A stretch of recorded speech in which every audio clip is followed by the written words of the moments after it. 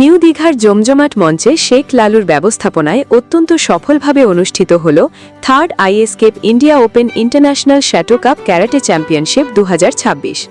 এই আন্তর্জাতিক প্রতিযোগিতায় নিজের টিম নিয়ে বিশেষভাবে উপস্থিত ছিলেন দমদম আটাপাড়া বালাজি মন্দিরের কর্ণধার রাকেশ শর্মা ওরফে পাল্লাম। অনুষ্ঠানে বক্তব্য রাখতে গিয়ে তিনি বলেন, ক্যারাটে কেবল আত্মরক্ষার মাধ্যমই নয়, এটি তরুণ প্রজন্মের মধ্যে শৃঙ্খলা ও মানসিক শক্তি গড়ে তুলতে অত্যন্ত গুরুত্বপূর্ণ ভূমিকা পালন করে। সেই দৃশ্য তুলে ধরা হয়েছে নিউজ বাংলা টিভি চ্যানেলের পর্দায়। দেখুন, আমরা দীঘায় জাহাজবাড়িতেই এসছি।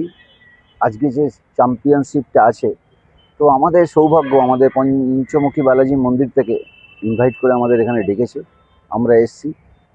তো সত্যি আমাদের সৌভাগ্য, আজকে এখানে ওয়ার্ল্ড চ্যাম্পিয়ন ক্যারাটের যে প্রোগ্রামটা হচ্ছে, নেপাল থেকে এসছে, ফ্রান্স থেকে এসছে, বাংলাদেশ থেকে এসছে।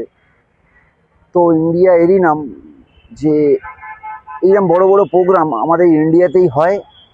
আর ভালো লাগে এই ছোট ছোট বাচ্চারা মানে কিভাবে এগিয়ে যাচ্ছে। আমি প্রোগ্রামটা পুরো দেখছিলাম যে একটা মানুষ কি না পারে, যেহেতু আমরা যেটা পারি না সেটা দূর থেকে দেখে মনে হয় এবার আমরা পারি না, হয়তো পারবো না। তো যারা পারে তাদের কাছে গিয়ে সামনে লাইভ দেখাটা, তার অনুভবটাই আলাদা। আমি লালুদাকে অসংখ্য ধন্যবাদ জানাবো আমাদের পঞ্চমুখী বালাজি মন্দিরের পক্ষ থেকে, যে আমাদের ইনভাইট করেছিল, আমরা এসছিলাম।